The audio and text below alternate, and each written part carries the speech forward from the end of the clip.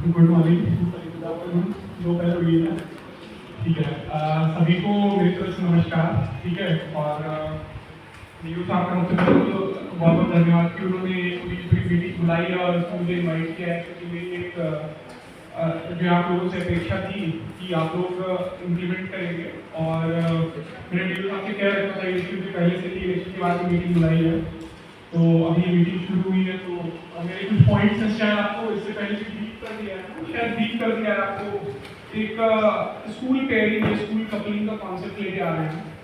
ठीक है, तो इसमें क्या है कि बहुत सारे स्कूल्स होंगे जो जिनके रिजल्ट बहुत अच्छे होंगे, 90% से ऊपर होंगे, 95% से ऊपर होंगे, 100% वाले भी हमारे स्कूल से काफ़ी सारे। जैसे हमारे 8 स्कूल्स हैं 10th क्लास में जो 100% वाले हैं, और हालांकि 12th में तो एक ही स्कूल है, पर 12th में भी 90% से ऊपर हमारे पास काफ़ी स्कूल्स हैं। तो हमारा फोकस ये रहेगा कि जो स्कूल 60% से कम वाले हैं हमें वो फिल्टर कर लिए। तो 10th में हमारे पास 60 स्कूल्स हैं जिनके रिजल्ट 60% से कम हैं, और 12th में ऐसे हमारे पास 44 स्कूल्स हैं। तो हमारा फोकस ये रहेगा कि ये जो स्कूल्स हैं इनको मैप किया जाए अच्छे स्कूल से। देखिए, मैं इसके पीछे एक बैकग्राउंड वो लेकर के आया हूँ, बैकग्राउंड सर्वे करके आया हूँ। मुझे एक चीज़ समझ में आई है कि जिस स्कूल के अच्छे रिजल्ट आ रहे हैं ना, उस स्कूल में एक्चुअली पढ़ाई का कल्चर या फिर वहाँ का माहौल अलग है।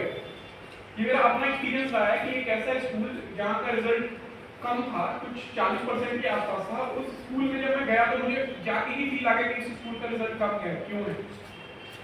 ठीक है, तो वो एक माहौल मुझे एग्जैक्टली याद नहीं है कौन से स्कूल गया था। शायद उनकी उसकी प्राचार्य कोई नाम है, शायद हाँ मेरा नाम है राधा, ऐसा कुछ तो नाम था, कुछ ऐसे ही नाम था। ठीक है, तो अब जैसे ही मैं वहाँ पहुँचा मुझे समझ में आ गया कि यहाँ पे रिजल्ट कम आ रहे हैं। तो क्यों आ रहे हैं? क्योंकि स्कूल में माहौल नहीं था। ठीक है, क्या होता है कि स्कूल का जो इन्वायरमेंट है ना, स्कूल में वॉल्स पे क्या लिखा हुआ है, स्कूल का जो वर्क कल्चर है, वहाँ पे जो टीचर्स है पढ़ा रहे होंगे तो बच्चों का सिटिंग पोस्चर क्या है, ठीक है, बच्चों का कंसंट्रेशन कैसा है, आप 5-10 मिनट में क्लास में देख के समझ में आ जाता है। क्योंकि हम भी स्टूडेंट, सब मैं भी स्टूडेंट रहा हूँ अभी कुछ टाइम पहले, तो मेरे को पता है कैसे सोच रहा है इंसान, तो कितना पढ़ रहा होगा। ठीक है, तो वो फेस से पता चल जाता है। आप लोग मुझसे बहुत ज़्यादा टीचर्स, तो आप लोग को फेस पे देख के पता चल जाता होगा बच्चों को। तो ये जो है इम्पोर्टेंट चीज़ है कि स्कूल में कल्चर लेकर के आना, क्योंकि कल्चर के लिए जो कपलिंग है, जो पेयरिंग है, ये कल्चर के लिए लेके आई जा रही है। तो ऑलमोस्ट सारे 5 ब्लॉक्स में हमारे पास ऐसे स्कूल्स हैं जिनके रिजल्ट अच्छे हैं। जैसे देखिए, हमारे पास 3 स्कूल्स हैं बुद्धि के जहाँ पे 100% रिजल्ट है। ऐसे 3-4 स्कूल्स हैं मेरुदा के, एक सीहोर का है और एक इछावर का जो मुझे दिख रहा है। ऐसे एक आध रास्ता में होंगे जिनके स्कूल के रिजल्ट जो है 95-96% होंगे। तो हम बेसिकली हर ब्लॉक से ऐसे स्कूल्स फिल्टर करेंगे, और जो आपके स्कूल के जैसे 60% से कम कोई स्कूल का नाम कर बताता हूँ। जैसे ये शासकीय माध्यमिक विद्यालय मुस्करा, मुस्करा का कौन है प्रिंसिपल सर? तो आपके आसपास में कौन सा स्कूल है जिसके सबसे अच्छे रिजल्ट आएंगे? सर उत्कृष्ट भी है और गलत भी। ठीक है, तो एक बार बरखेड़ी कितनी दूर है यहाँ से? 5-6 किलोमीटर है, बरखेड़ी पास नहीं तो 6 किलोमीटर है। तो आपका स्कूल से 6 किलोमीटर दूर एक स्कूल है। ठीक है, इसके रिजल्ट 100% रहे हैं। ठीक है, तो हम ऐसे स्कूल ढूंढेंगे। आपको आपके स्कूल के आसपास का कौन सा स्कूल है जिसका रिजल्ट अच्छा है, सबसे अच्छा है? ठीक है, 95%, 93, 94, 96, 97, 100 जो भी है वो पता करके आपको डिटेल देनी है। ठीक है, तो ये आप इनसे ही इनपुट ले रही है कौन से स्कूल का जो है आप लेना चाहते हैं। ठीक है, आपके उस स्कूल से हम कपलिंग करवाएंगे। होगा इस कपलिंग में बेसिकली आप उस स्कूल को विजिट करोगे, जैसे पेयरिंग होगी तो पहले दिन आप दोनों प्रिंसिपल पहले आपस में बात करेंगे कि एग्जैक्टली क्या डिफरेंस है दोनों स्कूल के माहौल में, बच्चे कहाँ पे आते हैं कहाँ पे नहीं आते हैं। बहुत जगह पे ऐसा है कि बच्चे ही इंटरेस्टेड नहीं, तो उसके लिए दूसरे स्कूल में ऐसा तो नहीं है कि सारे बच्चे इंटरेस्टेड होंगे, वो क्या कर रहे हैं बच्चों के लिए। दूसरी चीज, स्कूल का इन्वायरमेंट कैसा है, आपने वॉल्स कितनी पेंट कर रखी है, क्या आपने जो है जैसे ऐसा होता है ना कि आपने वॉल्स के जैसे कहीं पे अगर कंपाउंड्स के नाम लिख दिए हो ना, तो उसमें कंपाउंड के नाम याद हो जाते हैं, क्योंकि बच्चा जब आँख को नहीं देख रहा होता है तो वो वॉल देख रहा होता है। तो वॉल पे अगर आपको ये लिख के रख दिया गया है कि फिजिक्स के 10 फॉर्मूला लिख के रख दिए हैं, ठीक है, तो आदमी को याद हो जाएगा, क्योंकि 10 बार वही तो देखो, अगर आपको नहीं देखना तो क्या देखना है, तो आज ही क्लास में नहीं देखो। तो इसलिए आप ऐसी चीजें, ऐसे ऐसे फोटोज या ऐसी चीजें लगाएं क्लास में जिससे एक अलग टाइप की लर्निंग हो, ठीक है। वो लर्निंग देख करके बार बार देख करके अपने आप चीजें दिमाग में बैठ जाए। क्लास में ऐसी चीजें आप जैसे क्लास में आपने मैथमेटिक्स की कुछ चीजें लगा दी, ठीक है, कुछ प्रूफ्स लगा दिए, जैसे फॉर एग्जांपल ट्रायंगल है, ये ट्रायंगल की कुछ प्रॉपर्टीज की फोटो लगा दी, और ये फोटोज बदलते रहने चाहिए। ये बहुत ही ज्यादा ऐसे मतलब ऐसा नहीं, बहुत कॉस्टली इनिशिएटिव नहीं है। आपको एक चार्ट पेपर बनाने के लिए कितना टाइम लगता है? एक चार्ट पेपर मैक्सिमम आपको चार्ट पेपर बनाने लगते हैं 1 घंटे, और चार्ट पेपर में टोटल पैसा जो लगता है वो लगता है 15 रुपए टोटल चार्ट पेपर और स्केच पेन का मिला के। तो उसमें पैसा खर्च नहीं हो रहा, आपको टांगना है क्लास में, तो टांगने में भी कोई एफर्ट नहीं जा रहा है, चिपका दो आप पेज से। तो ये बेसिकली जो इनिशिएटिव बता रहा है कि पैसा नहीं है, इसमें क्या है कि बेसिकली विजुअलाइज लर्निंग है, ठीक है। तो विजुअलाइजेशन को आप कितने अच्छे से यूज कर पा रहे हो बच्चों की। जैसे मुझे अगर आप क्विट इंडिया लिखा हुआ है, ये मैं 3 से 10 बार देख लूंगा, मुझे याद हो जाएगा। आप भी तो यही करते हो, ऐसी बहुत सारी चीजें याद करते हो। ऑफिस में स्टिकर लगा दिया कि स्टिकर 10 बार देखा फिर याद रहता है। तो ये चीज बच्चों के साथ भी करनी है। दूसरी चीज ये है कि जब आप स्कूल में जाओगे तो आप पहले तो प्रिंसिपल्स की एक मीटिंग होगी, ठीक है, जिन मीटिंग्स की आप रिपोर्ट लोगे। मीटिंग की जब मीटिंग हुई दोनों प्रिंसिपल्स की, जो 2 कॉलेज पे तो स्कूल पेयर हुए थे, तो उस मीटिंग में क्या क्या चीजें डिस्कस हुई और क्या क्या इश्यूज निकल के आए। दूसरी चीज, जो टीचर्स पढ़ा रहे हैं उन टीचर्स के पढ़ाने के तरीके में क्या डिफरेंस है, इस पर डिस्कशन होना चाहिए, ठीक है, कि टीचर्स कैसे डिफरेंट। लेकिन क्या है, मैं ये नहीं कह रहा हूँ किसी टीचर को नॉलेज कम होगी, लेकिन पढ़ाने के तरीके से बहुत कुछ निर्भर करता है। अब जैसे मेरे को चलिए बहुत अच्छी से मैथमेटिक्स आती है, ठीक है, मैंने ग्रेजुएशन लेवल की मैथमेटिक्स पढ़ रखी है, मेरा ऑप्शनल सिविल सर्विसेज में मैथमेटिक्स था। पर हो सकता है कि जो आपका टीचर होगा ना वो उससे बहुत बेहतर पढ़ाता होगा, क्योंकि मैं खुद जानता हूँ जरूरी मतलब ये नहीं है कि वो टीचर जाकर के क्लास में अच्छा पढ़ा दे और मैं मतलब उतना अच्छा पढ़ा पाऊँ। तो हमें टीचर्स की पहले में ये देखना है कि वो टीचर कैसे पढ़ा रहे हैं। जैसे मैं भैरंगा में एक और स्कूल में गया था, रिजल्ट अच्छा था, वहाँ के टीचर के जो पढ़ाने की स्टाइल थी ना उससे समझ में आया था, मतलब वो बंदे ने विजुअलाइजेशन की चीजें बना रखी थी। फॉर एग्जांपल वो ब्रेन पढ़ा रहे थे, तो एक आर्टिफिशियल ब्रेन लेके क्लास में बैठे हुए, तो सेरेब्रम बता दिया, ठीक है, जो भी 4-5 पार्ट्स होते हैं ब्रेन के, वो सब चीजें बता दिया, सेरेब्रम कहाँ है, सेरेब्रम कहाँ है, मिड ब्रेन किधर है, सब बता दिया। अब क्या है कि जब भी बच्चे को कोई भी चीज भूलेगी तो अपने दिमाग को ऐसे बाहर रखेगा और इन लेगा खुद ही सर पे, अच्छा यहाँ पे ये था, यहाँ पे ये था, यहाँ पे। और आपको लगता है कि इसमें कॉस्ट खर्च हुई होगी, उस बंदे ने कोई कॉस्ट नहीं खर्च हुई है। ये सब बहुत ही लो कॉस्ट मतलब ये ऐसी चीज है जो आप घर पे खुद ही कर सकते हो। इनफैक्ट अगर आप नहीं कर रहे हो तो आप बच्चों को टास्क दो।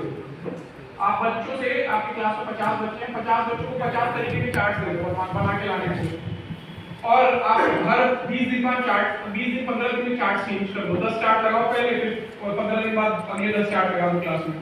तो क्या है कि जो 10 चार्ट आप लगाओगे तो 10 चार्ट उनको याद हो जाएंगे, और सबको अलग अलग टास्क दे दो।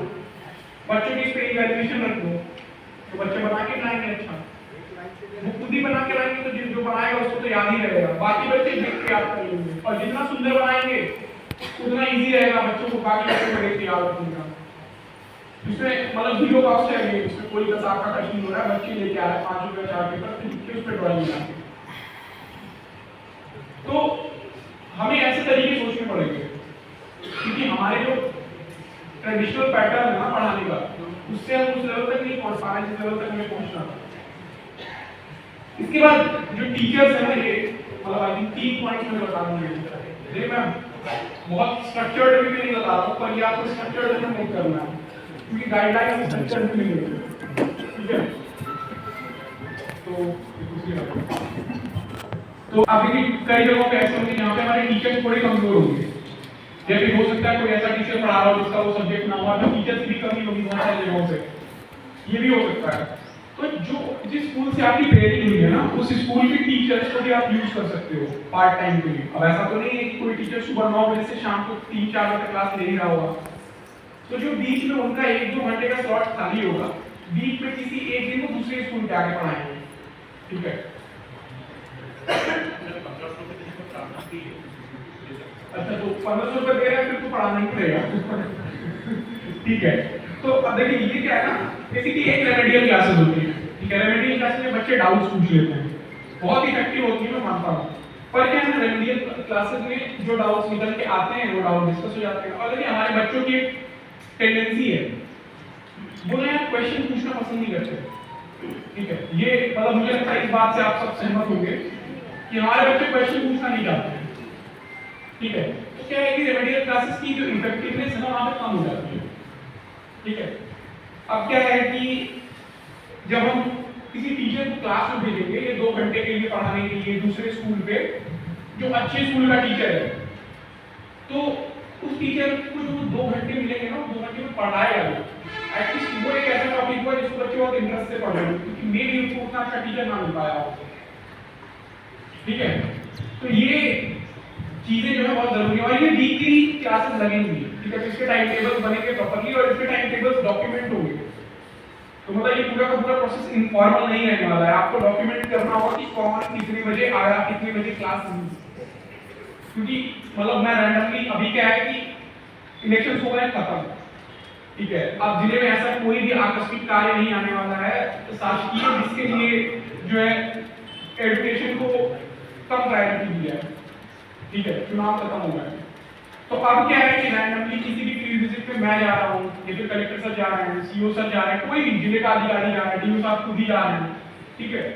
तो रैंडमली स्कूल से पहुंच के वो रजिस्टर देखा जाएगा कि बेसिकली, और ऐसे स्कूल की विजिट किए जाएंगे जनरली, मतलब अच्छे स्कूल भी विजिट किए जा सकते हैं कि क्या पता जो अच्छा स्कूल है वो थोड़ा रिलैक्स हो गया हो, चलो ठीक है हमारे यहाँ पर नहीं आएंगे, तो अच्छे स्कूल भी विजिट किए जा सकते हैं देखने के लिए कि वो कंसिस्टेंसी मेंटेन कर रहे हैं या नहीं। और बाकी स्कूल में रजिस्टर देखी जाएगी कि बीच में जो 2 घंटे की क्लास लगानी थी वो लगी या नहीं लगी। और ये 2 घंटे की क्लास 2 घंटे की नहीं है, ये बेसिकली हर सब्जेक्ट की 2 घंटे की क्लास है, ठीक है। और वो 2 घंटे आपको बच्चों को एक्स्ट्रा नहीं बैठाना है, वो 2 घंटे की क्लास आपको अपने टीचर की कट करनी है। क्यों कट कर रही है? क्योंकि वो टीचर उस लेवल पे इम्पार्ट नहीं कर पा रहा है, तो उसको बाकी के चार्ज में ज्यादा टाइम दीजिए, ठीक है। आपको अगर क्लास की टाइमिंग आधे घंटे डेली बढ़ानी है तो बढ़ाइए, हमें तो कोई रोक तो नहीं है कि हमें 3:30 बजे, ऐसे तो कोई रोक है नहीं हमारे पास कि हम 3:30 बजे ही छुट्टी करनी है, 4 बजे भी कर सकते हैं। तो क्लास की टाइमिंग आधे घंटे बढ़ाइए। मतलब क्या है कि 10th और 12th क्लास के बच्चों को ना मतलब लीवे नहीं होता है ये सब कि हम जल्दी घर जाएंगे या फिर खेलना है टाइम, मतलब बचपन से खेल रहे होते हैं, बाद में भी खेलते हैं, बाद में भी जीवन बहुत ही सही चल रहा होता है, ठीक है। तो 10th और 12th क्लास में तो मेहनत करानी है, बैठाना पड़ेगा आपको, आधा घंटा का एक्स्ट्रा ही बैठाना है। तो ये 3-4 चीजें क्लियर हो गई मुझे लगता है। किसी को कोई डाउट है इसमें? अगर कोई डाउट तो पूछ लीजिए, उस हिसाब से हम अभी प्रेस कर सकते हैं। किसी को कोई डाउट, हम उस हिसाब से चीजें रिफाइन भी कर रहे हैं अगर करनी है मुझे कोई डाउट तो पूछ लीजिए, ठीक है। रोटेशन ऑफ टीचर्स, रोटेशन एक इसके बाद एक तो जो हमने पेयर कही है उसके टीचर्स आके पढ़ा रहे हैं। अब क्या है कि रेमेडियल का कॉन्सेप्ट ऑलरेडी चल रहा है डिस्ट्रिक्ट, मतलब मेरे को पता चला कि अपने जिले में एक रेमेडियल का कॉन्सेप्ट चल रहा है। इसमें क्या है, रेमेडियल क्लासेस में बहुत सारे टीचर्स होंगे जो जाके क्लासेस लेते होंगे, तो हमने टीचर्स कैसे फिल्टर कर रखे हैं इसमें? अच्छा वही पढ़ा है, तो रेमेडियल क्लासेस में भी हम चेंज करेंगे, हम टीचर्स रोटेट करेंगे, ठीक है। रोटेट का मतलब ये है कि एक एरिया चूज किया जाएगा, ठीक है। जैसे मान लीजिए कि एक ब्लॉक है सीहोर, हालांकि सीहोर तो बहुत बड़ा ब्लॉक है, तो सीहोर को 3 पार्ट्स में डिवाइड करना पड़ जाएगा, पर जनरली हम एक ब्लॉक को 2 पार्ट में तोड़ेंगे, ठीक है। बेसिकली वो एरिया जो 20-22 किलोमीटर का रेडियस होगा, ठीक है, जिससे बहुत ज्यादा दूर ना जाना पड़े, ऐसा ना हो कि कोई टीचर 50 किलोमीटर होता है, ऐसा नहीं होगा, 20-22 किलोमीटर मैक्सिमम।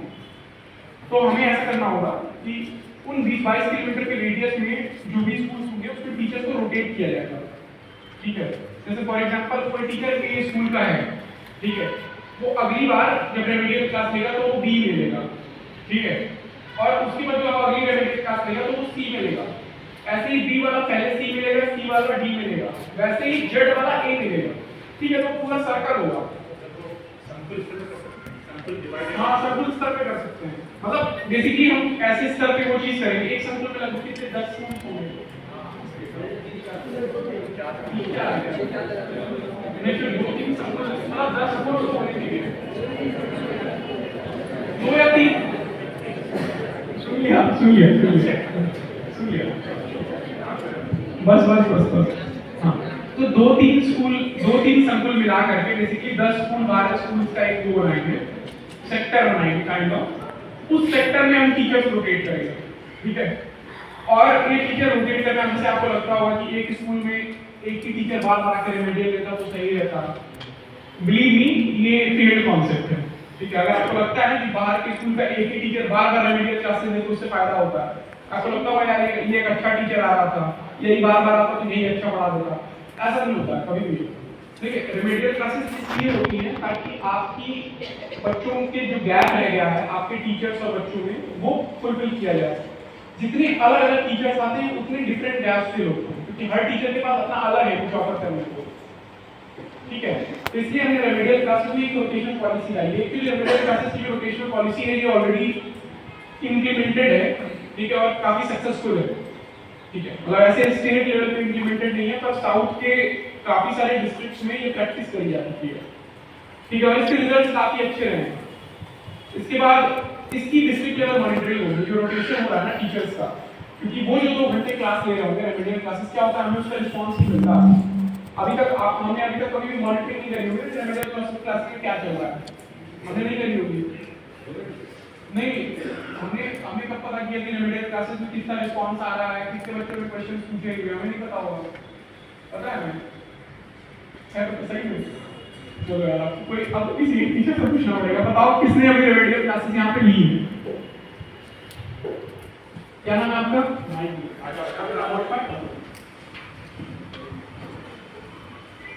मॉनिटरिंग हो रही है तो हमारे पास डेटा होना चाहिए, डेटा है हमारे पास।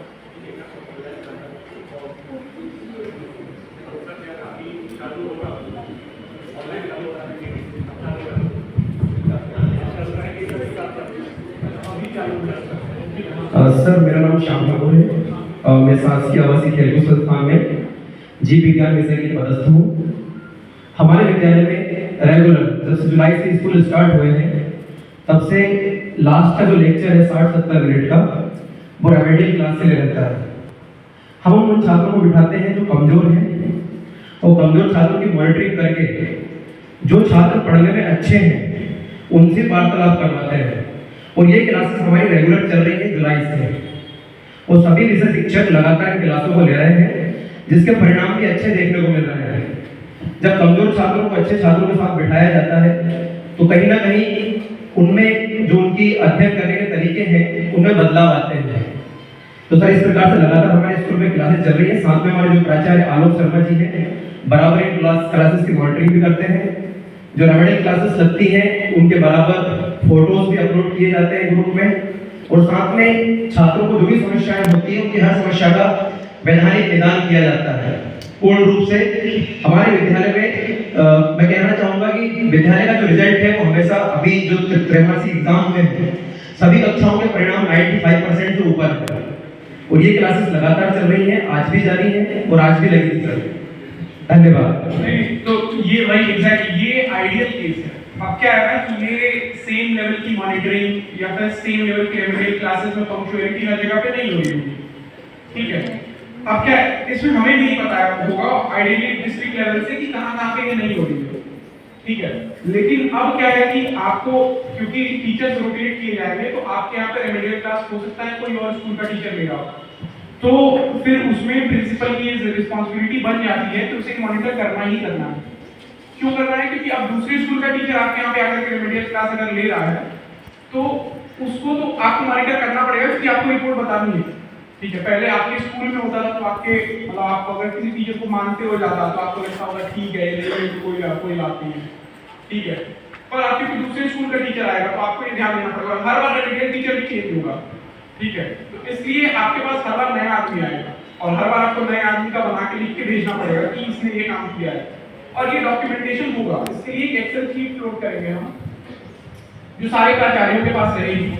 उसमें डेट, ऊपर एक डेट का कॉलम पड़ेगा, आप लिखेंगे आपके स्कूल के सामने आप लिखेंगे टीचर कॉल आया, 3-4 लाइन में उसमें एग्जैक्टली क्या कितने टाइम क्लासेस ली, मतलब एक्सेल गूगल शीट जो भी है उसमें आप जो पूरी मेरे 4-5 लाइन में लिखेंगे और वो 4-5 लाइन लिखने में आपको मैक्सिमम लगते हैं 2 मिनट, ठीक है। तो मैं कोई भी बड़ा टास्क नहीं दे रहा हूँ आप लोगों को, कह रहे आप पूरा 2 घंटा लगा दो, डॉक्यूमेंटेशन करो, पेजेस भर डालो। मैंने सारे टास्क कम टाइम के दिए हैं, मतलब not even money, not even time, ठीक है। मैं पैसे और समय दोनों को बर्बाद करने के लिए नहीं कह रहा हूँ, मैं उसका एफिशिएंट यूज करने को कह रहा हूँ। तो गूगल शीट पे जब आप 2-4 मिनट में भरोगे ना कि एग्जैक्टली 4-5 लाइन में कि इन्होंने ये किया है, वो एक्सेल शीट मैं भी देख सकता हूँ, वो एक्सेल शीट वीडियो साहब देख सकते हो, एक्सेल शीट कोई भी देख सकता है। जिसका कोई बेरोजगारी उसका मन किया उसने ओपन किया, बताओ कहाँ किस स्कूल में क्या चल रहा है, ठीक है। तो ये एक एक्सेल शीट रेमेडियल क्लासेस की बनेगी और टीचर्स लोकेट होंगे, ठीक है। थर्ड पॉइंट है कि एक हम स्पेशल क्लासेस चाहते हैं कि डिस्ट्रिक्ट लेवल से ऑफिसर्स ले, क्योंकि क्या होता है कि जैसे अब बहुत सारे स्कूल्स में बहुत सारे टीचर्स होंगे और सबके पढ़ाने का अपना अपना तरीका है, ठीक है, और हर तरीका मतलब सक्सेसफुल है, ठीक है। लेकिन क्या होता है कि कई बार ना जैसे टीचर्स स्कूल के बच्चे आप आपको ही देख रहे हैं, ठीक है, आप ही एक कॉन्सेप्ट बार बार पढ़ा रहे हो उनको, लेकिन जैसे डिस्ट्रिक्ट लेवल से कोई और ऑफिसर रैंडमली किसी भी डिपार्टमेंट का, जरूरी नहीं है कि वो एजुकेशन डिपार्टमेंट से ही हो, रैंडम, जैसे मैंने मैथ्स में 12th क्लास में सीधे उठा के मैंने चलो क्लास लेनी शुरू कर दी, प्रोबेबिलिटी की, ठीक है। तो आपने प्रोबेबिलिटी 12th क्लास में पढ़ाई होगी बच्चों को, पढ़ाई है ना, मतलब मैं तो एग्जांपल दे रहा हूँ मैं एग्जांपल दे रहा हूँ, पढ़ाई होगी ना बच्चों को। तो अब लेट्स से मैं पढ़ा रहा हूँ, ठीक है, तो मेरा एक अपना अलग पढ़ाने का तरीका है और वो मेरे जिले के पूरे बच्चों को दिख रहा है, ठीक है। तो ऐसा हो सकता है कि उसमें से बहुत सारे बच्चों को इस तरीके से काफी सारी चीजें समझ में आ गई, ठीक है। दूसरी एक मोटिवेशन आपके लिए और टीचर्स के लिए होता है कि डिस्ट्रिक्ट के ऑफिसर्स भी क्लासेस ले करके चीजें सिखाने की कोशिश कर रहे हैं, ठीक है। तो वहां पे आपके लिए मोटिवेशनल जो है वो रहता है पूरा का पूरा। उसके बाद आपके टीचर्स के लिए भी रहता है कि क्योंकि टीचर्स को भी ये चीज समझ में आती है कि क्योंकि एज डिस्ट्रिक्ट लेवल पे सारे लोग ऑफिसर भी सीरियस हैं क्लासेस को लेकर के, तो हमें भी अपनी तरफ से पूरी कोशिश देनी चाहिए, ठीक है। तो ये एक स्पेशल क्लासेस का कॉन्सेप्ट है, ये ज्यादा क्लासेस नहीं होंगी, मतलब इसमें ऐसा नहीं है कि हम कोर्स कंप्लीट करवा रहे हैं, इसमें हो सकता है कि किसी भी एक क्लास या 2 क्लास हो, ठीक है, मैक्सिमम। लेकिन इससे हम एक चीज जो निकालेंगे वो ये है कि जो माहौल है, जो एनवायरनमेंट है, मतलब हम इलेक्शन के टाइम पे क्या कर रहे थे, मतलब हम मतदाता जागरूकता अभियान में क्योंकि अभी खत्म हो गया, फिर से लोकसभा के लिए शुरू हुआ है 2 महीने बाद, इसमें क्या कर रहे थे, हम उसमें एक माहौल क्रिएट करने की कोशिश कर रहे थे जहाँ पे लोगों के दिमाग में हो कि हाँ वोट डालना है। हम किसी को घर से बुला के वोट नहीं डलवा सकते जबरदस्ती, बट हम वो माहौल क्रिएट कर सकते हैं जहाँ पे लोगों को इच्छा हो पढ़ने की। तो जो कंपटीशन का माहौल होता है ना, जो माहौल होता है यार पढ़ना है, जैसे मैंने कभी भी नहीं सोचा था 11वीं क्लास में कि यार मैं इंजीनियरिंग करूंगा, मतलब मेरा हमेशा ऐसा लगता था कि यार इंजीनियरिंग क्यों करनी है। जब 11वीं क्लास में गया तो जो माहौल होता है ना, उस माहौल में हर आदमी इंजीनियरिंग की प्रिपरेशन कर रहा है, तो टीचर्स मेरे को भी पुश कर रहे हैं कि तुम्हें भी करनी चाहिए, तो वो एक माहौल है जिसकी वजह से मैं भी पढ़ने लग गया। तो फिर मतलब ऐसा हो गया कि मैं पढ़ते मैंने 12th में जेईई क्लियर कर लिया और मेरे साथ जो बाकी लोग पढ़ रहे थे उनमें से बाकी लोगों ने नहीं क्लियर किया, तो मतलब उल्टा हो गया कि मैं मोटिवेटेड नहीं था बट मैं बाकी लोगों से इतना मोटिवेट हो गया कि मैंने एग्जाम ही क्लियर कर लिया। तो उस माहौल का बहुत फर्क पड़ता है। जो कमजोर बच्चे होंगे ना, वो इस माहौल को देख करके थोड़ा बहुत बैठने लग जाते हैं, अरे यार बार तो बोल रहे हैं, चलो थोड़ा सा पढ़ ही लेते हैं, चलो थोड़ा सा कर लेते हैं, ऐसा किताब खोल के देख ही लेते हैं क्या चल रहा है, ठीक है। ये 3 पॉइंट्स हो गए। चौथा पॉइंट मॉक पेपर्स का है। अब क्या है कि आप लोग अभी स्कूल में सिर्फ पढ़ाते होंगे, कुछ दो क्वेश्चन जो बता रहे थे, 2 क्वेश्चन जाते होंगे आपके पास, वही 2 क्वेश्चन जाते हैं। अच्छा कोई एक टीचर मुझे ये मतलब कोई भी बताया मुझे कि कैसे उन 2 क्वेश्चंस को आप बच्चों से सॉल्व करवाते हैं। आप बताइए, आपसे बोलिए। हाँ नहीं आपके पीछे, हाँ आपसे बोलिए।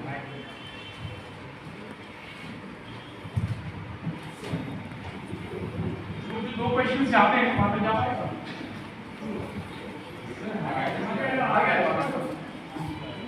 हाँ तो वो जो 2 क्वेश्चंस हैं जो आपको दिए जाते हैं उसको कैसे सॉल्व करते हैं? अच्छा बोर्ड पे लिख देते हैं, फिर अच्छा आंसर्स नोट कराते हैं आप ही? नहीं नहीं, ये सही स्ट्रेटजी नहीं है। क्या सारे स्कूल में ऐसे ही करते हैं? हाथ उठाओ फिर बोल मौका मिलेगा ना। बाकी सारे स्कूल में ऐसे ही करते हैं क्या? नहीं, मुझसे बात कर रही है, आप बताइए please. We make them learn the lesson well, and then we ask them to write the answers 2 to 3 times at least, and then we gave them time, limited time, 10-15 minutes to learn the answer well and then speak. और क्या तरीका है, और अभी तक क्या school में implement हो रहा है? ये शासकीय हाई स्कूल जैत के प्रिंसिपल आए हैं क्या? संकुल प्राचार्य कौन जो भी आए हैं? आप ही होते हैं, हाँ बताओ।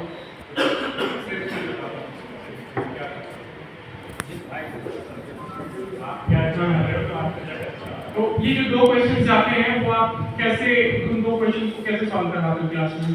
सर बच्चों को क्वेश्चन बताए जाते हैं, उसके बाद उनको कुछ समय देते हैं प्रिपरेशन करने के लिए कि आप खुद इस पर रिसर्च करें, दिमाग लगाएं। उसके बाद टीचर्स उनकी हेल्प भी करते हैं, फिर बारी बारी से उनसे पूछते हैं, उसके बाद फिर वो फाइनली आंसर ब्लैक बोर्ड पर बच्चों को कराते हैं। तो उससे जो बच्चों के डाउट होते हैं वो भी क्लियर हो जाते हैं और खुद अपने बच्चों में खुद से करने की भी एक डेवलपमेंट होता है। ठीक है, ठीक। अपने टेस्ट में पेपर में एमसीक्यू आते हैं क्या? मॉडल आंसर से कितने एमसीक्यू आते हैं? 22 मार्क्स, 32 एमसीक्यू। लंबा लंबा लिखने वाले जो सब्जेक्टिव आंसर आते हैं वो कितने आते हैं?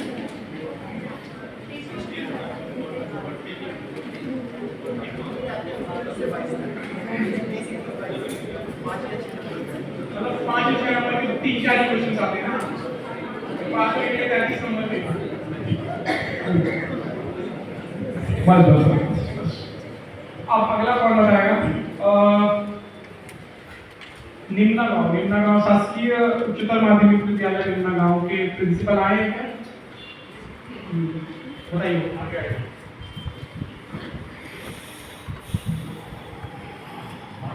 इसके बाद शासकीय कन्या उच्चतर माध्यमिक विद्यालय बाया की वो कौन है, प्राचार्य कौन है?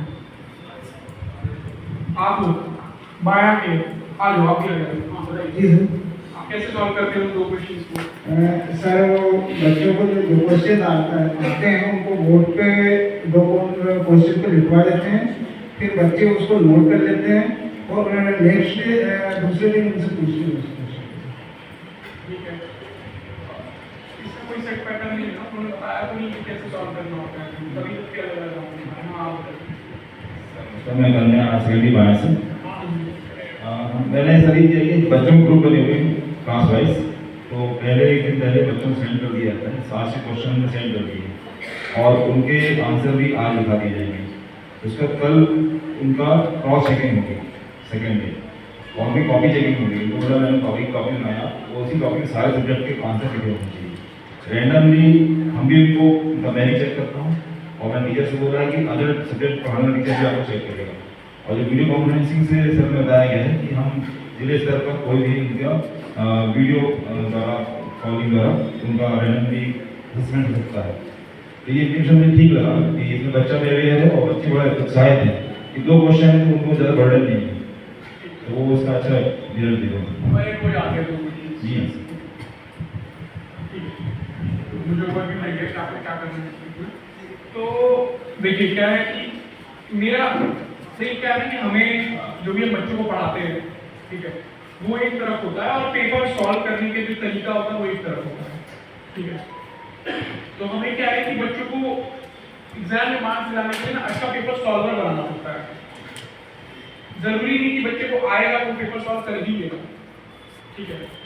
तो हमें बच्चों को अच्छा पेपर सॉल्वर बनाने के लिए क्या करना पड़ेगा? क्या कोई कुछ बोल रहा है, किसी कुछ बोला था बच्चे को अच्छा पेपर सॉल्वर बनाना, जो अच्छे से पेपर को कर पाए। जो उसने पढ़ लिया वो ठीक है, लेकिन हमें अच्छा पेपर सॉल्वर बनाना, तो कैसे करेंगे? राइटिंग करने के लिए क्या राइटिंग करके आएंगे? नहीं तो ये आप 10th 12th के बच्चों को नहीं दे सकते ना, क्योंकि वो तो 10th 12th के बच्चों पे ऑलरेडी बर्डन होता है। उनसे आप राइटिंग करवा के क्या इम्प्रूव करवा सकते हो? उनकी मैक्सिमम की राइटिंग इम्प्रूव करवा सकते हैं, जो कि मतलब अभी इस पॉइंट ऑफ टाइम पे इतना मैटर नहीं करती। और कोई सोल्यूशन? हाँ, चैप्टर वाइज पहले चैप्टर सिलेक्ट कर लो, जितने भी चैप्टर आने वाले चैप्टर वाइज अपन लोग उनको वो जैसे डेली किसी दिन दो क्वेश्चन देते हैं, किसी दिन एमसीक्यूज देते हैं, तो चैप्टर वाइज हम लोग कर सकते हैं। चैप्टर वाइज अलग अलग क्वेश्चन का पैटर्न बनाकर उनको रोज लिखने को दिया, उनको दूसरे दिन वही लिखवाएं और पहले लर्न करने को दे, लिखने को दे, कंसिडर कराएंगे 2 क्वेश्चन, ज़्यादा देने को बर्डन हो जाएगा तो 2 क्वेश्चन के पैटर्न में दे सकते हैं चैप्टर वाइज। ठीक है। आपका क्या नाम है आपका? नम्रता, नीलिता। हमने बच्चों को ये बताया है कि कभी भी 2 नंबर या 3 नंबर के क्वेश्चन का पैराग्राफ में आंसर ना लिखें, उसको पॉइंट्स बना के लिखें, ताकि रेगुलर को मार्क्स देने में किसी भी तरह का कोई कन्फ्यूजन ना हो तो उनको मार्क्स दे सकें। पैराग्राफ में क्या होता है, जनरली पढ़ के मान लीजिए 3 नंबर का क्वेश्चन था, उसने पढ़ा और उसको ऐसा लगा कि इसमें 2 नंबर, लेकिन अगर वही चीज़ 3 पॉइंट में लिखी हो तो वो तीनों पॉइंट जो है वो उस आंसर को पूरा कर रहे हैं, तो 3 नंबर देने पड़ेंगे, मजबूरी है कि वो नंबर। दूसरा ये कि वो बच्चा क्या होता है कि उसको अगर कुछ आता होता है तो वो एकदम से पेपर लिखता है और लिखना शुरू कर देता नहीं, पहले वो कुछ मिनट उस पेपर को अच्छे से देख के समझ ले, फिर उसके बाद में वो ये देखना शुरू करे कि मेरे सबसे अच्छी तैयारी किस आंसर की है, वहाँ से वो शुरू करे, ना कि वो पहले दूसरे तीसरे से करना। ठीक है। अब ये जो आप बता रहे हैं कि कैसे आएगा प्रैक्टिस में, क्योंकि एग्जाम हॉल में पहले मिनट से अगर हमें कितनी बार उनको बता दें, जैसे मैं बच्चा हूँ, आप मुझे ये चीज़ आज बताएंगे मुझे याद, कल बताओगे फिर याद, आप एग्जाम तक बताएंगे, पर एग्जाम हॉल में जब मैं बैठूंगा तो फिर मैं वही करूँगा कि मैं रेगुलरली करता हूँ, तो मुझे कैसे ये चीज़ आप मेरे प्रैक्टिस में लाएंगे? ये हमारी जो अभी एग्जाम होते हैं, पहली चीज़ तो हम इसमें हमारी इन्विजिलेटर्स जो है वो इस बात पे ध्यान रखते हैं और उनको ये चीज़ कही जाए। दूसरी चीज़, हम बच्चों की बोर्ड की 100% या बहुत अच्छे अचीवमेंट वाली आंसर शीट्स आजकल अवेलेबल हो जाती हैं, वो पब्लिशर्स जो हैं वो अपने गेस्ट पेपर्स में भी देते हैं, वहाँ से उनको हम लेके बच्चों को हम वो भी दिखाते हैं कि देखो इस आंसर को आपको पता है, आपने लिखा है, तो देखो इसी आंसर को इस बच्चे ने लिखा था, आपको 3 नंबर मिलेंगे, उसको 5 में से 5 अपने पास 10th और 12th क्लास के कितने वो होते हैं गेस्ट पेपर्स, कितने आते हैं मार्केट में? अरे नहीं, एक सब्जेक्ट का कितना मतलब वो आता है, वो किताब आती है ना, कोई गाइड टाइप का टेस्ट बैंक व्हाटएवर भी कहते हैं उसे, क्वेश्चन बैंक। तो लेट्स से कि मैं कहता हूँ मैथ्स की, तो एक मैथ्स की कितनी किताबें आती हैं? 1 या 2 आती हैं? एक ही आती है। कोई सरकारी पब्लिशर है क्या या फिर प्राइवेट? कोई एक फेमस प्राइवेट पब्लिशर है, कोई एक ही है, ठीक है। और उसके किताब से कितने क्वेश्चन आने के चांस रहते हैं? नहीं आते।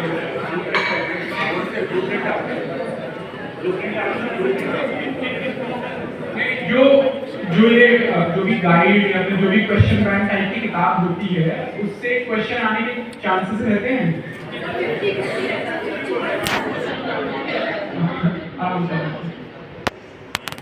सर अगर लास्ट 3-4 इयर्स के अगर हम पेपर देखते हैं तो उसमें जो भी इम्पोर्टेंट होता है करीब करीब वो 30-40% रिपीट होता है।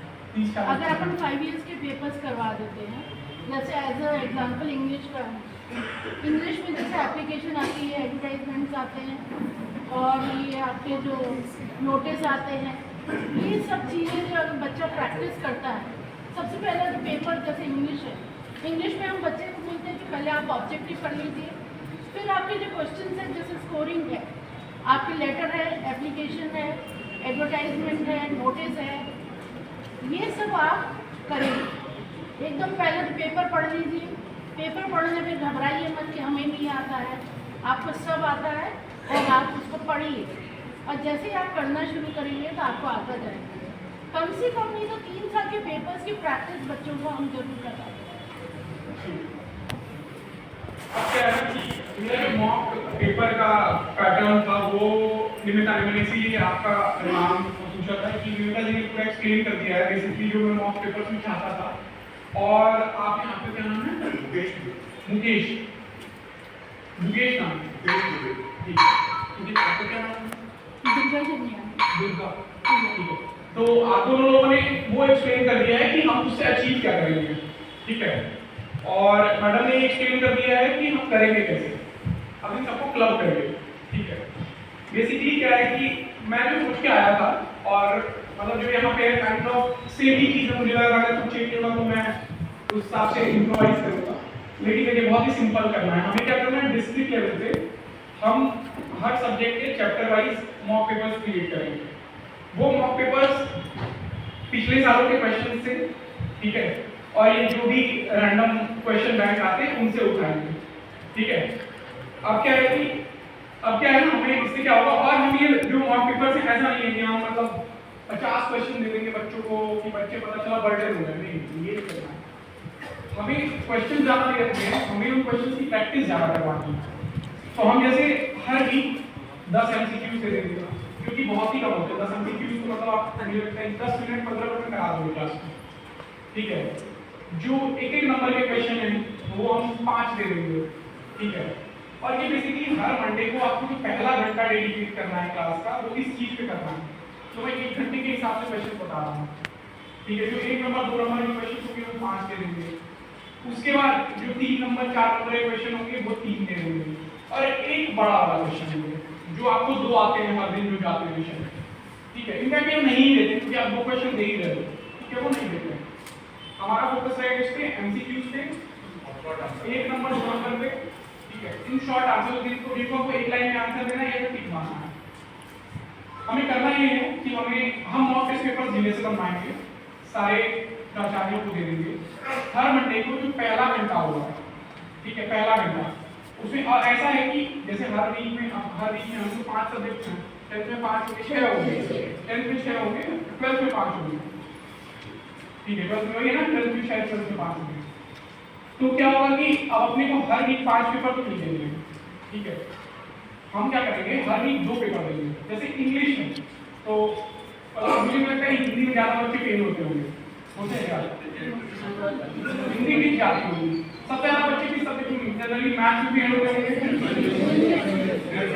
इंग्लिश और मैथ्स में होते हैं, बाकी जनरली नहीं होते, ठीक है। तो मतलब हमारा बेसिकली फोकस ये है कि मैथ्स है, ठीक है। तो मैथ्स के हम हर हफ्ते इस तरह के मॉक पेपर्स भेजेंगे, इंग्लिश के अल्टरनेटिव हफ्ते भेजेंगे, हर 15 दिन में भेजेंगे, और जिस हफ्ते इंग्लिश के लिए भेजेंगे उस हफ्ते हम सोशल साइंस के भेजेंगे।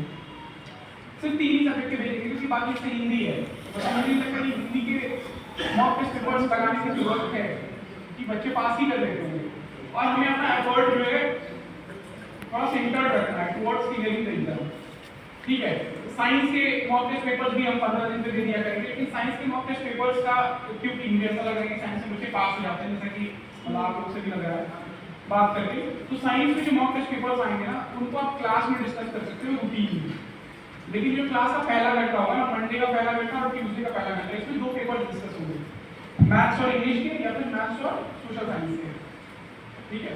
और ये 1 घंटे में मतलब 40-45 मिनट में हो जाएंगे क्योंकि आपको ज़्यादा क्वेश्चन 10 MCQ डिस्कस करने, 5 वन लाइनर डिस्कस करने क्योंकि 1 नंबर वाले 2 नंबर वाले और 3 डिस्कस करने 2-3 नंबर वाले, बस इतने क्वेश्चन डिस्कस करने हैं आपको। अब ये क्या है कि क्वेश्चन यहाँ से जाएंगे पर कई बार आप लोग डिस्कस ही नहीं कर रहे, स्किप मार रहे हो, ऐसा मत करना। क्योंकि देखिए हम क्या करना चाहते हैं, हम ये चाहते हैं कि आप बच्चों को वो क्वेश्चन याद करा दो जो क्वेश्चन एग्जाम में आ सकते हैं। For example previous year question भी पक्का होते होंगे क्योंकि CBSE करता है, अपने पास CBSE बोर्ड के स्कूल्स नहीं होंगे, सब MP बोर्ड के होंगे। अगर वो क्या है कि CBSE बोर्ड में ना तो क्वेश्चन रिपीट होते हैं, MP बोर्ड में भी होते नहीं होंगे, ठीक है।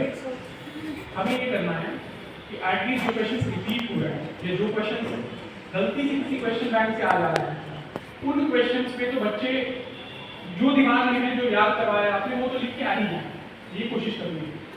इसके लिए जो मॉक पेपर्स हम देंगे ना उसको आप प्रिंट निकाल करके आपको क्या करना है, नी गैप छोड़ देना है पेपर पे ही। जैसे आपने 10 क्वेश्चन दिए उस पेपर पे टिक मारना है। आगे पेपर पे आपने 5 वन लाइनर दिए। अब एक नंबर क्वेश्चन एक ही लाइन लिखनी होती होगी ना, कहानी तो लिखनी होती होगी, 1 से 2 लाइन मैक्सिमम छोड़ दो। जो आप पेपर दे रहे हो उसी पे क्वेश्चन लिखा, 2 लाइन के लिए जगह छोड़ दी, फिर क्वेश्चन लिखा, 2 लाइन के लिए जगह छोड़ दी। ऐसे ऐसे आपने पेपर दे दिए बच्चों को, ठीक है। अब बच्चे क्या करेंगे, पहले आप क्लास में एक क्वेश्चन डिस्कस करोगे मंडे को ही पेपर पकड़ाना है तुरंत, ठीक है। जैसे कोई चैप्टर चल रहा है 10th क्लास में, फिजिक्स में कौन सा चैप्टर है, इलेक्ट्रिसिटी होगा। फिजिक्स में इलेक्ट्रिसिटी है, लाइट है, ठीक है। मतलब लाइट का एग्जांपल ले चलिए, ठीक है, लाइट आप लोग लाइट है तो उसमें बेसिक होगा, कॉन्वेक्स लेंस क्या होता है, कॉनकेव लेंस क्या होता है, यही होगा ना बेसिक। तो जैसे आपने लाइट चैप्टर पढ़ाया और आपने एक बढ़िया मॉक पेपर तैयार हुआ जिसमें कॉनकेव कॉन्वेक्स लेंस पे वो फोकस निकालने वाला क्वेश्चन होता है, ठीक है, जो बहुत ही ज्यादा एग्जाम में आते रहता है।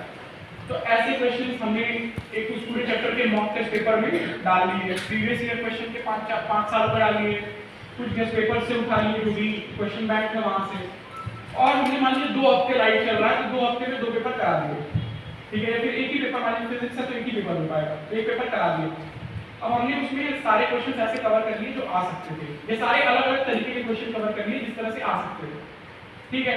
अब वो आपने मंडे को क्लास में बच्चों को पेपर पकड़ाया, ठीक है, बच्चों ने पेपर पढ़ा, तो मैक्सिमम चांसेस कि बच्चों को नहीं याद होगा। चांसेस इसी के हैं, इसके लिए आपको फॉर्मूलाज क्लास में डिस्प्ले करने पड़ेंगे। अब ये सारी चीजें कोरिलेटेड है, ये आपको सब करनी पड़ेंगी एक साथ, जिसमें एफर्ट नहीं है, ये विलिंगनेस का है पूरा गेम, ठीक है। देखिए मैंने आपको तरीके भी बता दिए, मैंने ये नहीं बोला कि ये चीज, मैंने ब्यूरोक्रेटिक, देखिए वो क्या बोलते हैं उसको, मुझे हिंदी शब्द याद नहीं आ रहा उसको, नहीं रेड टेप को क्या बोलते हैं हिंदी में, लालशाही, ठीक है। वो जो कल्चर है ना, ब्यूरोक्रेसी में स्टेटस कोइज्म वाला चल रहा है, चलते रहेगा, या फिर हमने आपको गाइडलाइन ऊपर से नीचे पकड़ा दी, पता नहीं है कैसे करना है, फिर आप भी बैठ के सोच रहे होंगे कैसे करना है। तो एजुकेशन डिपार्टमेंट तो कंप्लीटली ऐसे ही चल रहा है कि बोल दिए ये कर लेना, आप लोग कुछ कर रहे हो, सब अपने अपने हिसाब से समझ रहे हो। मैंने हर एक चीज जो बोली है वो बताई है कि कैसे करनी है। अब इसके बारे में किसी को डाउट नहीं होना चाहिए, अगर कोई डाउट हो तो पूछ लेना। चार्ट पेपर बनाना है तो किससे बनवाना है, कैसे बनवाना है, ये भी मैंने बता दिया। आप में से अगर किसी को ऐसा खरीदने तो खरीद, 20 रुपए चार्ट पेपर मिलते हैं मार्केट में, ठीक है। तो मतलब ये ऐसी चीजें हैं ना, और मुझे लगता है कि आप सारे लोगों को इनफ पेमेंट सरकार देती है कि आप 20-25 रुपए मैक्सिमम खर्च कर सकते हैं। इनफैक्ट मैक्सिमम जगहों पर प्रिंट निकालने का जो पेपर है वो भी हम दे रहे हैं एज गवर्नमेंट, ठीक है। तो इसका भी लो कॉस्ट इनिशिएटिव है। तो ये जो छोटी छोटी चीजें हैं, जैसे आपने पेपर निकाल दिया, बच्चों को पकड़ा दिया, बच्चों को फॉर्मूला नहीं आता, क्लास में आपने चार्ट पेपर लगा रखा है जिसमें शायद फोकस निकालने का फॉर्मूला दे रखा है लेंस के, तो बच्चा क्या करेगा, वो फॉर्मूला देखेगा, देखने दो उसे, मतलब आई वांट कि वो बच्चे देखें, वो इंटेलिजेंस है कि वो देखें कि अच्छा चार्ट पेपर फॉर्मूला लिखा तो है, क्योंकि ये इतनी इंटेलिजेंस है ना हमारे अंदर, हमारे बच्चों के अंदर होनी चाहिए कि उनको पता हो कि अच्छा क्लास में फॉर्मूला लिखा है तो वहां से नकल करके ही निकाल सकते हैं। 4 बार अगर बच्चा आपको फॉर्मूला नकल करके आंसर निकाल के देगा ना तो 5वीं बार से उसे याद ही हो जाएगा कि फॉर्मूला क्या है। ऐसे तो कोई फॉर्मूला ऐसे तो याद होता है कि हम 4 बार क्वेश्चन सॉल्व करते हैं, बार बार पुट करते हैं, 1/f 1/f 1/f 10 बार पुट किया, इतनी बार याद आएगा कि 1/f ही है यार। तो ये हमें कोशिश करनी है, ठीक है। अब क्या है कि फॉर्मूला अगर नहीं है बच्चों को याद पड़ रहा है तो आप देखो कि कौन बच्चे हैं वीक हैं, आइडेंटिफाई करो, उनके पास जाओ, बेटा फॉर्मूला क्या था, नहीं याद है कोई बात नहीं, आप उनको फॉर्मूला याद दिलाओ, लेंस बनाओ, हिंट्स को, ऐसा जरूरी है तुरंत आंसर नहीं बता देना है कि यही आंसर है, अब कर लो, पहले हिंट्स देने की कोशिश करो कि मैंने उस दिन पढ़ाया था, कैसे किया था, याद करो, ब्रेनस्टॉर्म करने का मौका दो उन्हें, थोड़ा बहुत 2-4 बच्चों को याद आएगा, 2-4 को नहीं याद आएगा, कभी और बच्चों से पूछने की कोशिश करो कि याद आया क्या, ठीक है। इससे क्या होगा कि नहीं भी याद आ रहा है ना, अपने को ऐसा नहीं है कि एकदम से मतलब छोड़ देना है कि बिल्कुल सारे बच्चों को फॉर्मूला याद हो गया है, हमारी कोशिश है ही नहीं है। हम ये छोटी छोटी चीजें करके बच्चों को बस इन्वायरमेंट प्रोवाइड कर रहे हैं जहाँ पे वो खुद अपने आप पे मेहनत करें। टीचर बच्चों को नहीं पास करा सकता है, ठीक है। और मेरी आपसे उम्मीद है भी नहीं कि आप पास ही करा दो सबको। मेरी उम्मीद ये है कि आप बच्चों को माहौल दो अपने एफर्ट से, और आपको होपलेस नहीं होना चाहिए बच्चे को याद नहीं करके आ रहे हैं। हमारा काम ये नहीं है कि बच्चे याद कर लें, हमारा काम ये वो माहौल देना है बच्चों को, उस तरह की पढ़ाई नहीं कि उनके अंदर इच्छा हो याद करने की। ठीक है, तो इस तरह से एक एक क्वेश्चन पे जब आप डिस्कशन कर रहे हैं तो धीरे धीरे करके आपको हर कमजोर से आपने पहले एमसीक्यू में एक कमजोर बच्चों को पकड़ लिया, दूसरे में दूसरे कमजोर बच्चों को पकड़ लिया, इस तरह से आपने 10 एमसीक्यू में 10 बच्चे पकड़ लिए क्लास के कमजोर। अब किसी भी क्लास में जनरली यही 8-10 बच्चे ही तो होते हैं जो एकदम वीक होते हैं। आप उन 10 बच्चों को लगातार 2 हफ्ते पकड़ लिए, तीसरे हफ्ते से वो कुछ भी करने की कोशिश करेंगे, चलो थोड़ी तो मेहनत कर लेते हैं, एक बार देख लेते हैं किताब में क्या है। तो ये छोटी छोटी चीजें करके ना आप वीकनेस डेवलप कर रहे हो बच्चे के अंदर। तो इस तरह से आप क्लास में आप आंसर सॉल्व करा रहे हो बच्चों को एक एक क्वेश्चन के। तो ये 1 घंटे में आपने बच्चों को पहले तो माहौल दे दिया, उन सारे बच्चों को पकड़ लिया, प्लस आपने वो क्वेश्चंस क्लास में बच्चों को बता दिए जो क्वेश्चंस आने वाले एग्जाम में। उसने कॉपी पे क्वेश्चन नोट किया, 4 ऑप्शंस नोट किए, कॉपी में आंसर नोट कर दिया। जो पेपर है उस पे आप आंसर से फिल करवाओ, जो आपने दिया है ना प्रिंट निकाल करके पेपर, जो आपने शीट दी है उस पे आप आंसर सीखो। ठीक है, लिखवाओ मतलब बच्चों से, और वो वापस सबमिट करा लो। ठीक है, जब आप वापस सबमिट करा लोगे वो सारे आंसर, तो अब आपको देखो ज्यादा एफर्ट नहीं मारना है। टिक तो आपने एक बार में देख लिया, मतलब ऐसा नजर दिखा के यहाँ 1 मिनट में सॉल्व हो गया। 1 मार्कर वाले जो क्वेश्चन होंगे, जो 1-2 लाइन लिखी होगी, उसमें आपको थोड़ा टाइम लगेगा, 25-30 सेकंड लगेंगे देखने में। तो क्लास में अगर 25 बच्चे हैं तो आपको मान के चलिए कि 15-20 मिनट में आप जल्दी देख लोगे क्या क्या किया है बच्चों ने। ठीक है, एक बार देखे, एक पढ़ लिया है, उनकी कॉपी पे आपने मार्क कर दिया जिसने थोड़ा सही नहीं लिखा है, आपने मार्क कर दिया और उसको पेज वापस कर दो। ठीक है, अब क्या है कि उस बच्चे को पता है उसने क्या गलती की है, उसको आपने क्वेश्चन सॉल्व करा दिए, कमजोर बच्चे आपने पकड़ लिए। ये सारी चीजें आपने इतने कम इंटरवल में करनी है, क्योंकि आप नहीं कर पाओगे अगर आप किसी भी और पैटर्न से पढ़ा रहे हो। कोई डाउट? आप बहुत क्यूरियस लग रहे हो, मतलब तो नहीं समझ में आ रहा है, समझ में आ रहा है, मतलब बता सकते हो, मतलब मेरी एक्सपेक्टेशन ज़्यादा तो नहीं है, कोई भी मुझे बता सकते हो आप, ऐसा कह सकते कि नहीं तो सर पॉसिबल नहीं इम्प्लीमेंट करना, ऐसा है तो बता दो, मतलब ऐसे जबरदस्ती नहीं है, हो सकता है ये नहीं तो जितना समय है मैं कह रहा हूँ जितना समय हम कोर्स में करने की कोशिश करूँगी। ठीक है, ये चीजें आपको कोशिश करनी है। अगर आप ये चीजें अभी जैसे दिसंबर आने वाला है, ये चीजें कब से एग्जाम कर रही होंगे ना, तो आपके पास 2 महीने हैं लगभग, 30 बच्चे। अच्छा, तो हमारे पास पढ़ाई के 30 दिन बचे हुए हैं, रुक जाओ। तो मतलब मेरे को था कि 2-2.5 महीने बचे होंगे, लेकिन क्योंकि अगर 2-2.5 महीने नहीं बचे हैं तो हमें इस प्लान को थोड़ा चेंज करना पड़ेगा। लगभग कितना % कोर्स आपने कंप्लीट करा लिया है? 80% करा लिया है। तो अब आपको चैप्टर वाइज एमसीक्यूज नहीं लेने हैं। ठीक है, अब आप एक काम करो, अगर आपने 80% कोर्स कंप्लीट करा ही लिया है ना, तो आप लोग कोशिश करो कि जो एक्स्ट्रा टाइम मिल रहा है, जो भी आप लोगों को डेली एक्स्ट्रा टाइम मिल रहा है, उस एक्स्ट्रा टाइम में सिर्फ पेपर सॉल्व करवाओ। ठीक है, सिर्फ पेपर सॉल्व करवाओ, और वो पेपर जो मॉक टेस्ट है वो हम दे दिया करेंगे।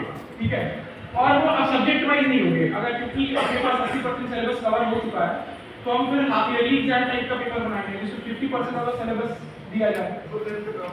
हाँ, फुल लेंथ पेपर बनाएंगे।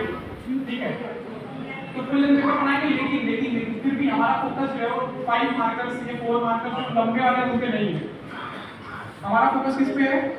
एमसीक्यूज पे और वन लाइनर्स पे, क्योंकि वो इजी हैंडलिंग है, मतलब टिक मारना इज आसान, 1 नंबर के क्वेश्चन में 2 लाइन लिखना आसान है, 5 नंबर के क्वेश्चन में कहानी लिखना बहुत डिफिकल्ट है, और उसके 2 या 3 क्वेश्चन आते हैं जिसमें जनरली आपके बच्चे छोड़ के जाते होंगे एक आध।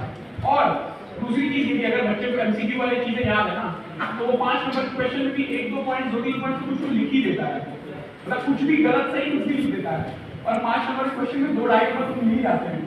अगर आपने एमसीक्यू में सही सॉल्व कर दिया तो पूरे 1 नंबर है, तो क्या है कि वहां से 2-2.5 नंबर एक्सट्रैक्ट करते हो, यहाँ से 1-2 नंबर एक्सट्रैक्ट करते हो, तो आपका रिजल्ट जो है, जो आपका टारगेट है, उससे क्रॉस हो जाएगा। ठीक है, तो हमारा फोकस होना चाहिए किस पे, एमसीक्यूज पे और 1 मार्क्स पे। क्योंकि 5 नंबर क्वेश्चन में 2 नंबर ढाई नंबर का कोई बच्चा खींच ही लेता होगा, कुछ भी कहानी नहीं देता होगा यार, बगल वाले से देख के 2 लाइन लिख देता होगा, कुछ भी। मतलब क्या है कि अपने लिए बहुत इजी है, जो 1-2 लाइन का 5 नंबर क्वेश्चन में स्कोप देना है मार्क्स का, वो बहुत है। ठीक है, तो मॉक टेस्ट पेपर बेसिकली हम घर पे भेज देंगे, इनफैक्ट मतलब आप बनवाइए, ठीक है, इनको एज सून एज पॉसिबल, जैसे आज वीकेंड है तो इनको मंडे को पेपर दे देंगे, और हमें ज़्यादा कोशिश नहीं करनी है, इस बार के पेपर जो लास्ट के 5 ईयर्स के क्वेश्चन हैं बस वही कंपाइल कर रहे हैं, 50% ऑफ द सिलेबस हो गया है। ठीक है, तो आई थिंक पॉइंट क्लियर हो गया। बाकी रोटेशन ऑफ टीचर्स है, ये 4 वीकेंड है अपने पास, 4 वीकेंड होगा। ठीक है, तो फिर एक काम करें, अपने एक संकुल कितने स्कूल, कितने टीचर्स, कितने स्कूल थे, 3 या 4 है, तो फिर हम ये रोटेशन भी संकुल लेवल पे करेंगे, क्योंकि अपने पास 4 वीकेंड है। ठीक है, 4 स्कूल के टीचर आपस में रोटेट होंगे, कब होंगे, फ्राइडे को। मैं अभी पूरा प्लान लिखवा के जाऊंगा, वो आप लोगों को एक क्या बोलते हैं फॉर्मल तरीके से, क्योंकि और ऑब्वियसली मेरे बोलने का ज़्यादा फर्क नहीं पड़ता है ना, टिल द टाइम आपको रिटन में पेज ना मिले, तो मैं उसमें पूरी कहानी लिखवा के भेजूंगा। मैं आपको समझाने के लिए बस आया था कि जो मैं चाहता हूँ मैं आपको समझा दूँ, कहानी लिखी हुई होती है उसको कोई नहीं पढ़ता, मतलब आप लोग देखते हो कि हाँ ठीक है और मार्क करके फाइल में लगा देते हो। तो मेरे को लगा कि समझाने से शायद जो है आप लोग कहानी समझ जाओ कि क्या है। ठीक है, और कोई डाउट इसमें? 3-4 चीजें जो मैंने बताई है, जो आपको लगता है कि अगले 1 महीने में इम्प्लीमेंट करने में डिफिकल्टी आ सकती है, तो आप बता सकते हो, उस हिसाब से हम इम्प्रोवाइज करते हैं। क्या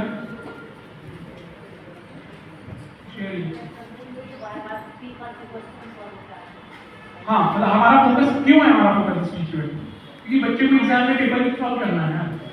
तो मैं एक एग्जाम्पल देता हूँ, तो आपने सुना होगा बहुत सारे लोग यूपीएससी की तैयारी करते हैं, बहुत सारे लोग और दुनिया भर के किताबें पढ़ डालते हैं, मतलब आपने सुना होगा कि लोग बिल्कुल ज्ञानी बाबा बन चुके हैं, ठीक है, जिनको सब कुछ याद है ऑलमोस्ट, वो प्रीलिम्स भी क्लियर कर लेते हैं पर मेंस नहीं क्लियर कर पाते हो, या मेंस अगर क्लियर करते हैं तो बहुत कम मार्क्स से क्लियर करते हैं। क्यों होता है ऐसा?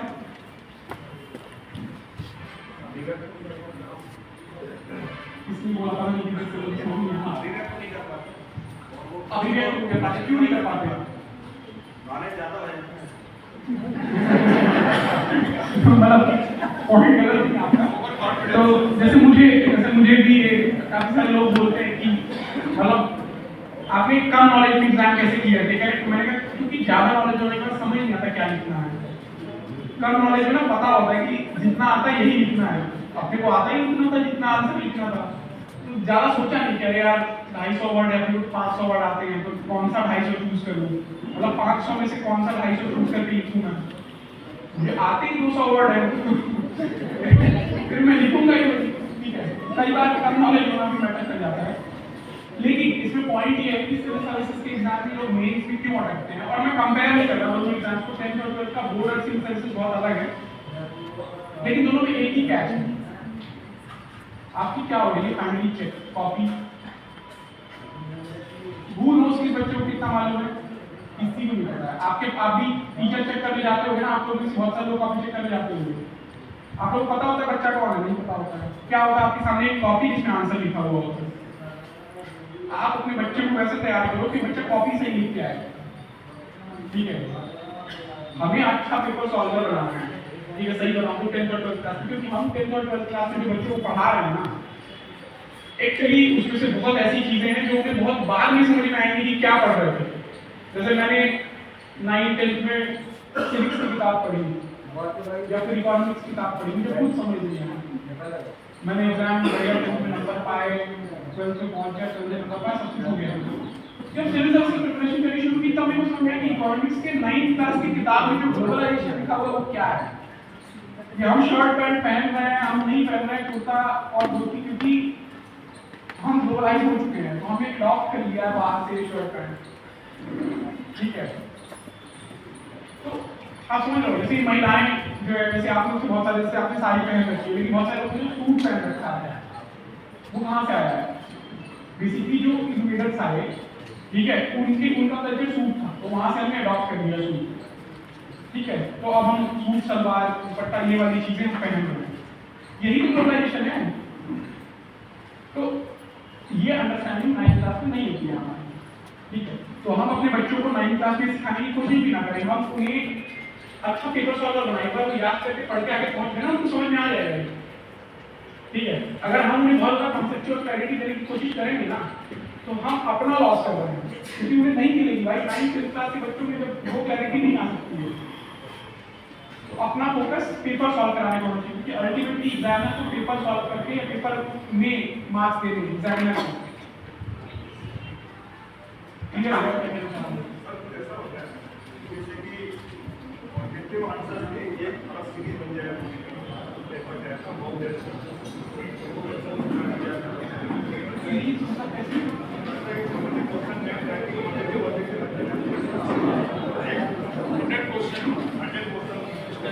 हाँ, ये पेपर में यही करना चाहता था, पर क्योंकि टाइम कम है, तो अगले 1 महीने में आपको जो पेपर सॉल्व करवाए जाएंगे, पेपर ज़्यादा दिए जाएंगे, क्वेश्चन ज़्यादा होंगे, लास्ट 5 ईयर्स के क्वेश्चन और क्वेश्चन बैंक के क्वेश्चन कवर्ड होंगे। और आपको क्या करना है ना,